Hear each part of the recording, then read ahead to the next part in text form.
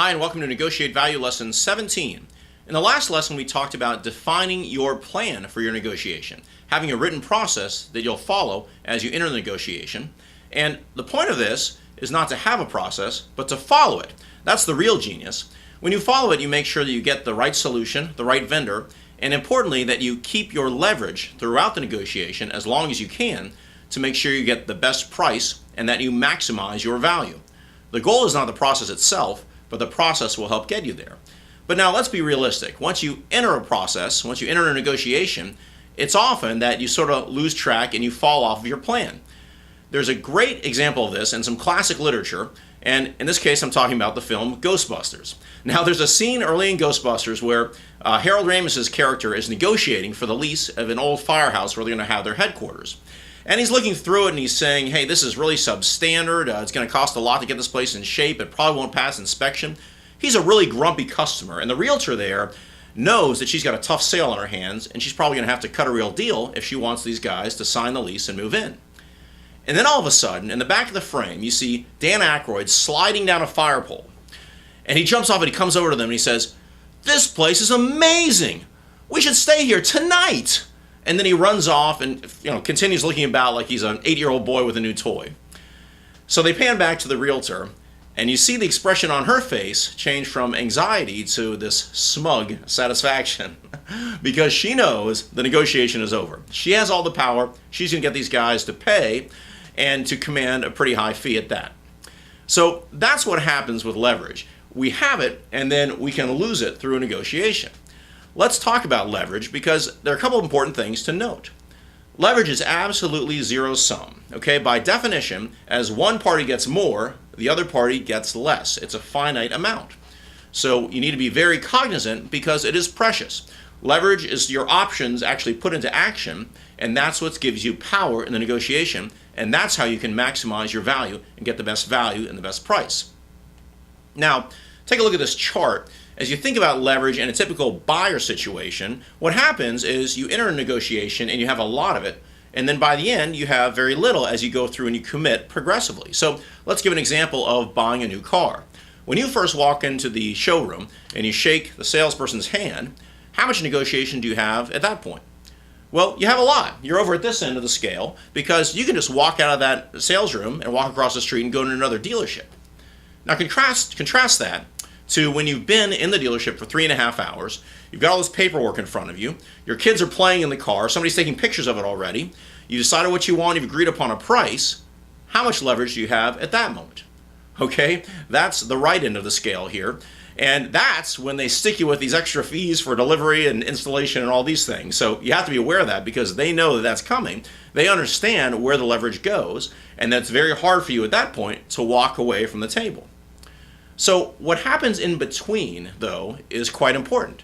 And let me give you an example. You go out for the test drive in the car, and you come back, and the salesperson says, well, mister, how'd you like the ride? And you say, meh, it was okay. It got me from point A to point B. That's one response. Or what if you say, oh my gosh, this is an incredible car. I love it. It's the best ride of my life. It's like riding in a jet. Okay. That's another response. And what happens here is you see a steep drop in your leverage at that point. But see, it doesn't have to happen at that point. And I want you to look at another alternative, which is even though you get to the same endpoint of buying the car and signing the papers, what's in between, you might keep your leverage a lot longer. And can you see how you might get a better price in this situation where you keep your leverage longer than in that situation because all through you're negotiating parts of the deal. So this is where you want to be. Now, how do you stay there? Well, to a large extent, it's driven by what you say. So you need to watch your words and watch what you say. What I think happens is a lot of times, especially when we're in team negotiations, we see what I call these expensive sentences creep in. And I want to run through a few of those so you get a flavor for what an expensive sentence is and how you can avoid them. And the first one is simply, we love it. Because as soon as emotion enters a negotiation, then one side loses a lot of leverage. When you're not thinking rationally, but thinking emotionally, you lose a lot of power. We'll decide next week. Now this can increase your leverage if it's opposed to deciding at the moment. You're saying, no, we're not going to sign anything now, we're going to decide later. But what happens in a lot of cases, especially when organizations buy, is they have multiple sales appointments during the process, And they say early on, well, this is our timetable for a decision. They let them know when they're going to make the decision. And as a buyer, that rarely benefits you. You might as well leave the salesperson guessing, thinking, gosh, you might decide today or it might be a while, but leave them guessing so they'll fight a little harder for the sale. Next one, you're a finalist. We're down to 2 vendors. Okay, as soon as you tell me, if I'm selling to you, that I don't have as much competition, then obviously I have more leverage and you have less. Your product is the best we've seen. Again, you're telling me, you're telling the seller that they've got something that the other folks don't have. Let's think of a couple from the selling perspective. What if you say, we're not talking to anyone else? You're the only bidder right now. You're the only buyer. Well, obviously, that lets that person know that they've got more leverage than if you were out talking to 6 or 8 people. You don't need to disclose that as the seller. It's better to leave that mysterious, to keep your leverage. We can deliver at any time. Again, if there's no difference, if you make the decision today, tomorrow, next week, or next month, then that leaves more power in the buyer's hands, more leverage. So these are some expensive sentences, and it's important to think about these as you think about the pie, right? It's your job to get as big a piece of a pie as you can because you're watching out for your piece and they're watching out for theirs. Now, some people have a little bit of discomfort with this part of negotiation because it is a place where you may feel like you're being deceptive. But what I'm not recommending, and avoiding any of these expensive sentences, that you tell any myth truths or mislead anybody intentionally. It's just a matter of how much do they need to know. And again, you do want to preserve your piece of the pie, and you do want to look out for your interests because that is your job. So let's jump to a couple of guidelines for communication during a negotiation. And the first one, when you're on a team, it's often that one person will sort of slip up and say something that really weakens the power of the whole team. So it's important to speak with one voice and rehearse that together, know what you're going to say. The second point, which may be relevant in a lot of cases, is to limit those that can speak in a negotiation. If you have a lot of people on your team, it may be good to say, hey, for this negotiation, you need to speak to this person. They're the lead, they're the point on this. That's a practical tip that a lot of companies use, and it's very useful. Email is easier to control than a phone call. And by the same token, a phone call is easier to control than an in-person meeting. Why is that? Well, in email, you can read your text, you can rehearse it many times and review it, and you can say exactly what you want to say and control every word. Now, on a phone call, you have less control. You might say something at a moment, or you might answer a question you didn't really plan to. Now, what you can do still is you can put it on mute and talk to your peers, so there is some control there, and they can't read your face, which they can in an in-person meeting. So in an in-person meeting, you have less control, and the other party is likely to get more information from you. I'm not saying don't have them. There are times where you certainly need to have them, and you should, but just be aware that you have less control in those situations. And when you do plan to meet in person, one good tip is to rehearse. Review and rehearse what you're going to say. And if something comes up that you're not prepared to talk about, simply say, you know what, we didn't talk about that as a team. We're not prepared to talk about that. If you don't mind, we'll take a note and we'll get back to you on that. That's all you have to do. It works fine, but that's much better than answering something that might drastically reduce your leverage and hurt you from getting the maximum value.